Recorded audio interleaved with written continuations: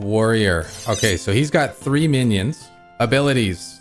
Winning showdown, eliminate target minion with less health than you, gain 45% of its health. So this guy can basically kill a minion if it wins at showdown and steal the health. Pretty useful. He can also force the opponents to put chips in pot. Raise 3x, all opponents call. If you get dealt a premium hand under the gun, this is a pretty useful spell to cast. Then you got Flesh Wound. All opponents in the hand gain bleeding for 12 hands. And if they're not in the hand, they get 6 hands. And bleeding's similar to burning, except it's only 3% health pool damage per hand instead of 6. Next you have Amputate.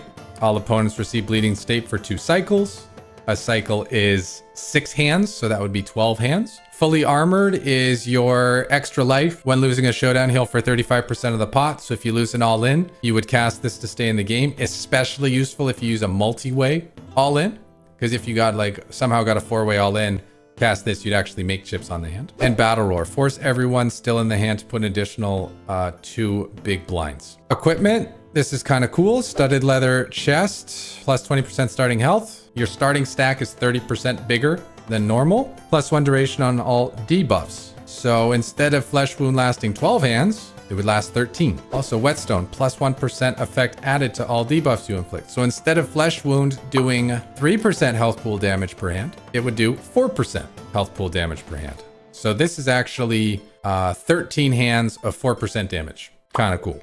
Healing Potion is your extra life. When ending a hand under 25% of starting health pool, recover 25% of average health pool. Extra good later in the game because average stack is kind of decent. Then you got a little information, marked cards. 60% chance to see the flop if you have a pocket pair. Really makes it a lot easier to know whether you're going to hit a set or not when you've got the marked cards piece of equipment. Finally, we have the Great Axe. 20% extra health were earned in a showdown win versus minion, 10% versus players. So if you want to pot against a human that was 10k chips, you would get an extra 1k bonus at the end of the hand. If you want to pot against a minion for, I don't know, 3k chips, you get an extra 600 added to your stack. So this just gives you bonus chips that are created out of the ether. A nice extra way to pad your stack. Really good end game when the stacks are, or when the pots are very big. So that's a little intro to the Warrior. A solid pre-built character with some A tier, some S tier, and some B tier abilities in the mix. Fine. Okay, so what do we got with the Warrior? Now, in terms of our abilities, we don't have any buffing abilities. We don't have any abilities that make our minions stronger. So we don't have any reason to try to limp in to see cheap flops or anything. The Warrior strategy is much more about just winning pots and kicking ass and taking names. The interesting thing to note about this is we don't want to play an all-in pot if we're doing this, because then it's got no more health to give us. So we'd actually want to get into a pot with a minion and check it down. Probably would be the ideal thing. Do I want to try it here? No, I need a good hand for it. So we're gonna have pocket 4s and the flop's gonna be 8-5 deuce. I guess if we jam, we're probably only gonna get called by high cards, and high cards don't hit this flop. Hopefully we don't run into a big pair though.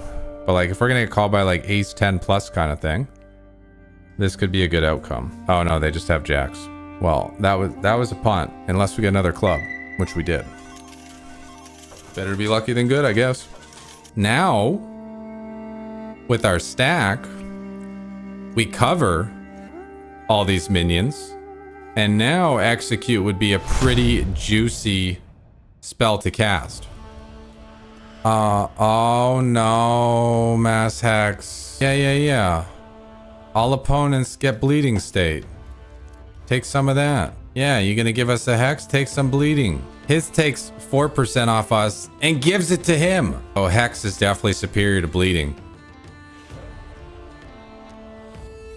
Wait, winning showdown, eliminate target minion. Wait, can I do this and then just cast it on the Lich? Oh, it doesn't have to be in the hand against them. You just pick them. Oh, that's great. That's great. I like that spell. I like that spell a lot more. All opponents get bleeding debuff for 12 hands. You guys are all in the hand. Get wrecked, starships. Triple bleeding. How you like me now? So, I mean, I think at this point, we can just kind of chill and let all the debuffs do the work in terms of crippling our opponents. Oh, we have a pocket pair and we get to see the flop. That's nice. Oh, and he's got a free straddle. Oh, but he's got base defense. I can't raise. That's still fine. If I lose the pot, I can use fully armored. So, what do you got? A pair of kings. Trip 9. Get out of here, man. So I beat him. Oh my god. Am I going to win the side pot and not be able to cast fully armored?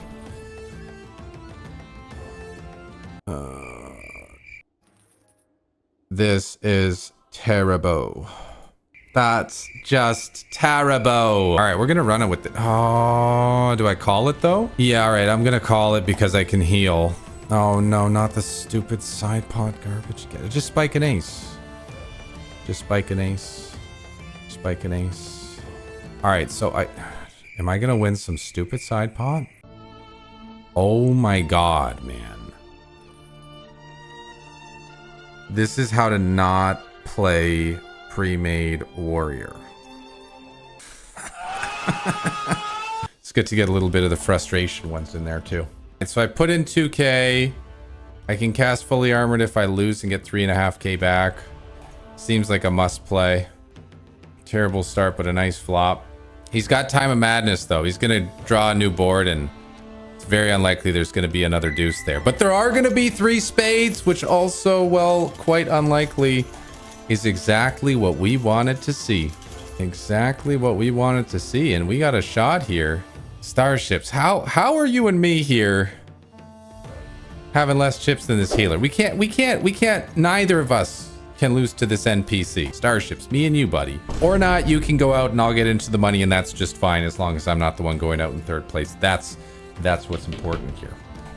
Sad to see you go. I'm actually really happy that he got busted out because I'd rather be heads up against the NPC that's a much worse poker player than he is. 3 undercards on the flop and we got an overpair. I'm obviously calling this jam. Oh, he's only got 1 over and 2 cards to hit instead of 5. All right, chat, we've got the lead. 2-1 favorite now. In this episode of How to Not Play Warrior, we are now sitting at a 2-1 chip lead. Looking to close this one out. I'm going to try to limp in. It didn't work. I can't resist those odds. Jack 8 close enough. All right, I'm in. Yes. Yes. Yes. 9-7. It's not very good, but I'm feeling kind of lucky. Let's do it. We've got the fully armored just in case. I'm feeling kind of lucky. I think we can beat Ace Jack with 9-7. And I thought correctly. That's how you play poker, chat, man. You just got to go with your gut. And when you feel like you're going to win, you get it in, man.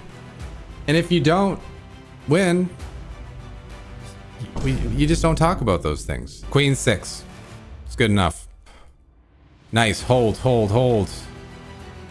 Nice, nice. No hearts. No hearts. No worries, chat. No worries. Even though we got bamboozled twice when trying to use our fully armored, we could pull off this victory. And going from how to botch it multiple times with Warrior to still coming out on top.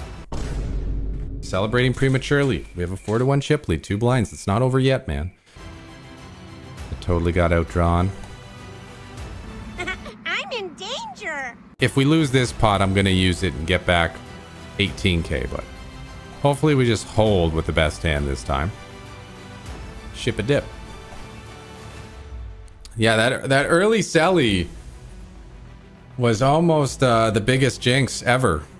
But we were able to pull it out, pull through, and get the victory with the pre-made warrior there.